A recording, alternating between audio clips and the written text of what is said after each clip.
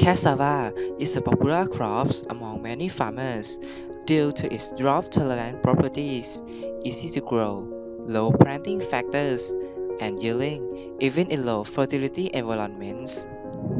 But the main obstacle that the farmers have to face is dealing with the disease that occur in cassava. This disease results in significant reduction in cassava growth rate and yields. As a result, the farmer have the lower incomes. To dealing with the disease, it has a big problem. That is, diagnosing cassava disease require money to hire specialists or have the skill to use the specialized diagnostic tools. But most farmers do not have enough money to hire the specialists or have the skill to use the specialized diagnostic tool on their own. So my main idea is to solving this problem. I want to building an artificial intelligence using deep learning techniques to diagnose the cassava disease from the pictures and deploying it into the web application format for the farmer to easily use. In the method process, I divide the method into three main steps. That is data preparation, create artificial intelligence model, deploy model into web application. In the part of the model, I chose a deep learning that is a type of the artificial intelligence that simulates the work of the human brain in neural network format.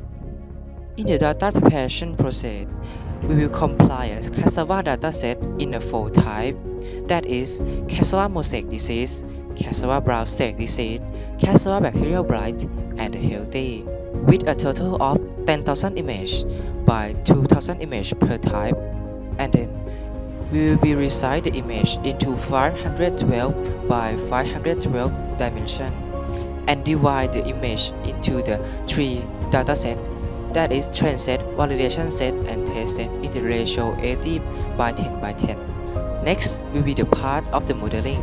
In the first experiment, we will compare the performance of the architecture that will be used within the model to determine the most efficient of the three architectures, that is EfficientNet V6, VG16, and DenseNet 169, using train set and validation set to train the model and record the result.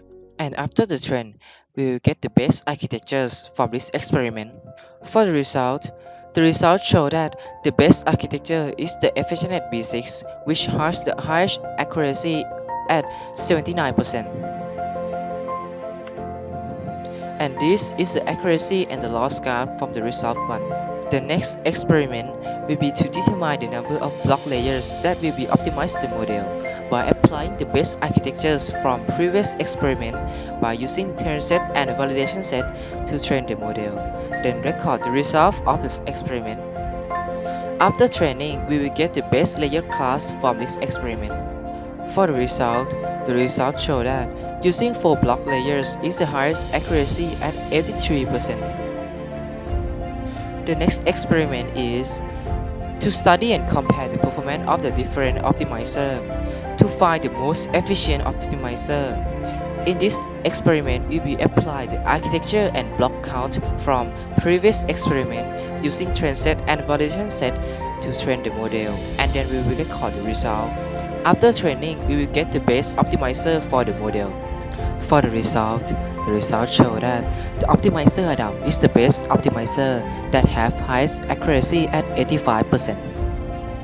After we do our experiment, we will combine the best results from each experiment together, and then we will get the final model. And then we will deploy the final model that have accuracy at 85% into the web application for the farmer to use.